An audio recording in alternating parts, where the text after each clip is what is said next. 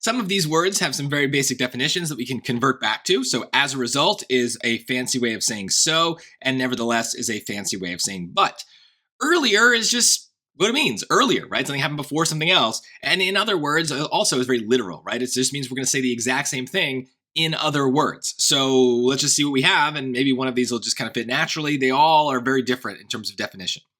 My interest in old public libraries has led me to seek them out whenever I visit a new part of the United States.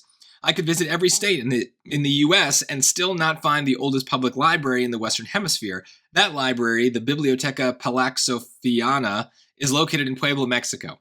No idea if I got that pronunciation right, probably not. But okay, well, what's going on here? Well, so this person likes old libraries in the US. I could visit every state in the US and still not find the oldest public library, right? So this almost seems like a positive negative, right? I love the libraries, but if I visited every state, I still wouldn't find the oldest one, right? Where is the oldest one? Well, it's actually not in the United States at all. It's in Mexico. It's kind of the point. So it's a weird contrast. Like, I think dumb summaries help me a little bit, connotations. But yeah, so let's just plug that in and kind of see, right? I mean, does it sound normal? My interest in old public libraries has led me to seek them out whenever I visit a new part of the United States, but I could visit every state in the US and still not find the oldest public library in the Western Hemisphere. That library is located in Puebla, Mexico.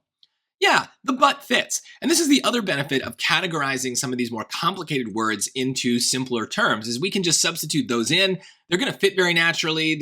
We have a much better sense of how they work and whether they work. So once you get nevertheless kind of back to a but, it's easier to just be like, yeah, this feels now like a contrast. Maybe when I first read it, I didn't quite notice the contrast, but putting in the word but, it feels very natural to me. So it kind of emerges from that. Whereas the word nevertheless, I don't really have a strong sense of. So putting that in the blank is probably not as useful as putting in a much simpler word that I use every day. So that's the key with these words, is like simplify them, dumb summaries, and you're much more likely to kind of feel the right answer for these transition questions.